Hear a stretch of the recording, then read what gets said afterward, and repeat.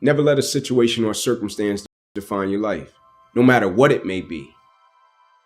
And understanding that you got something inside of you that's greater than that situation or that circumstance, but you have to constantly believe it, and not only believe it, you have to make decisions and choices every single day to put you a step forward toward what you believe your destiny is.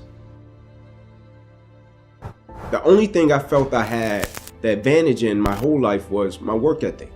And I took pride in that, right? I was never the biggest, the fastest, the strongest, never had the most resources, but I had a work ethic. Like, I firmly believe in life, it's a lot of moments and it's a lot of people that change and impact your life, right? Like, I don't believe it's just one moment and you say, this one moment just changed my life. Even though that moment may have, but it's going to be another moment that's going to shape and change your life as well. Either somebody is in the midst of adversity or just came out of adversity, or it won't be long before they head into adversity. So you need to be prepared either way. And so we all go through adversity, opposition. I think that's the thing that makes us all in common as people, right? No matter if you're from London, Atlanta, Florida, California, New York, like, we're all going to go through something at some point or phase in our life, right? And as cliche as it sounds, when the quote says, it's never about what happens to you, it's about how you respond to it. That's very true, right? But in the same sense, I think what's most important is when we go through something, what's the perspective that we have of it, right? Because for most people, when you go through something, the person's natural perspective is, okay, what did I lose? Right? What happened to me? Like, I took a loss, right? People never look at it and say, okay, man, tell me, what did you gain? Right? Even though I know it hurt, you didn't want to go through it, but look at it in a way to where you can say, what's the lesson in this? Right? What would you say life is trying to teach you from dealing with this? And so when I went through it, my perspective was, okay, what can I extract from it to apply to other areas and aspects of my life that I feel can help other people? And I firmly believe the quicker you can shift your perspective from yourself to others when you're in the midst of adversity, the quicker you'll get through it, right? Martin Luther King has a quote that says, life's most persistent and urgent question is, what are you doing to help other people? Now, I'm not telling you to not acknowledge your pain. I'm not saying that. I'm not telling you not to say, man, I'm going through this and it's hard. I'm not saying that. I'm saying when you go through it, look at it, step back from the picture and say, okay, I'm dealing with this.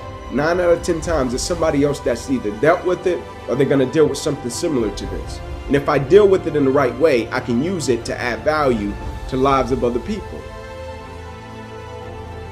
Like, when we go through a situation and circumstance, it's easy to step back and think, man, I just went through this and it's just my experience. I firmly believe when we go through things, it's for us to deal with it, get over it, and reach back over the hill to help another person. And a lot of times, like you said, when you're trying to work through it, you think, man, how can I help somebody?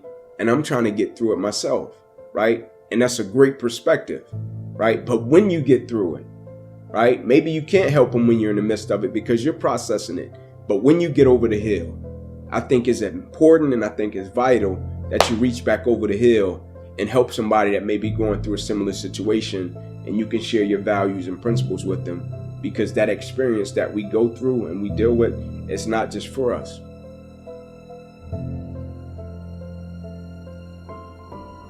I think we help people in different ways, right? It's almost like leadership, right? You find some leaders that are vocal, right, that can talk. You find other leaders that lead by example. They're not big talkers, right? They're just the guys you watch.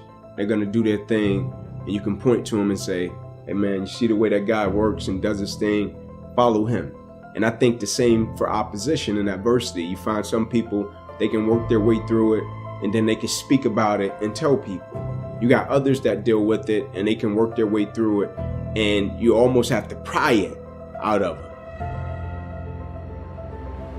The reason that I think belief is important is because, like, when you're young or when you do something and you're a novice, right, and you start out doing it and you might think you can do something with it, or you might not. You might do it and it's being driven by your passion.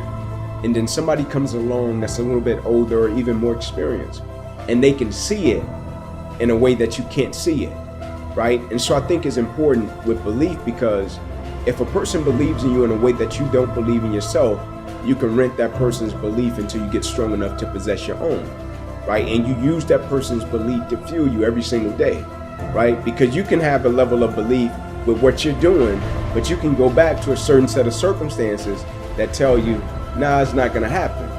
And so you rent that person's belief until you get strong enough to possess your own.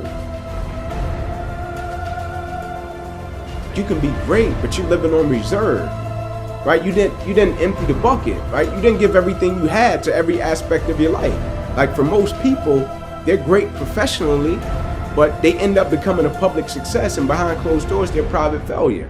Not because they don't have the talent or the skill set, they don't have the character, right? That they can apply it and be consistent in every aspect of their life and empty out everything they got to everything. All right, now one would say, okay, well, when do you tone it back, right? You find pockets to turn it back.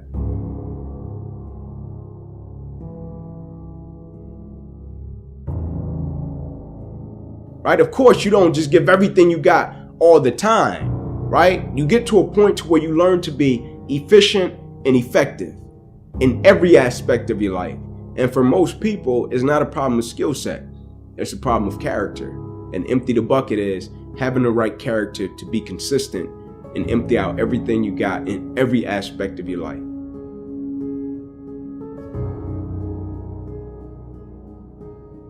I think the true measure of wealth is happiness, right? Like I really do. And that's not saying that I'm against money. I'm not against that at all. Because you gotta work hard, make your money to take care of your family and be able to bless people. But I think it's a lot of people with so-called wealth and they don't have joy and they don't have happiness, right? And I feel like joy, happiness, and peace is the most important things we can possess, right? And for most people, their material possessions, they feel are the most important. For me, when you got joy, when you got peace, when you got happiness, I think that's true wealth, because you can't put a price on that. I think having a purpose is that thing that makes us tick, that gets us up every day and gets us over the hump of opposition and adversity. And the reason that I champion adversity and opposition is because I think for the most part in life, people pretty much know what to do when things go right, right? Like when things go right, they know how to feel, they know how to act, how to react. But it's when that opposition and that adversity comes and it creates a level of misunderstanding, right? Now the vision is blurred. Now you don't have clarity about what you're supposed to do. Now you question if your existence matters. And I think when you have a purpose, it's powerful because in the midst of the opposition, it makes you realize that you've been put here for a certain reason. And so me, once I tapped into my purpose of once I thought it was football, right? But when I started speaking, I'll never forget the day I got the exact same feeling backstage that I used to get before I ran out on the field to play football. And that's when I knew, like, this is my purpose. This is what I've been put here to do. And so the opposition, adversity, the challenges, it's just a part of the process. It's gonna make me a better person. But my purpose, I can't let anything stop or detour me from tapping into that every single day, because the key with purpose is, I firmly believe every person's purpose is tied to somebody else's purpose and destiny. I think on the other end of purpose, you have to look at it and count the cost and say, is what I'm doing helping people, right? And I think when you view it that way and you can see it visibly, I think then you know you're in line with your purpose. I think the greatest gifts in life and its belief and exposure. This too shall pass, right? And the reason I would say that is, like I said, I champion adversity, right? We know what to do when things go right.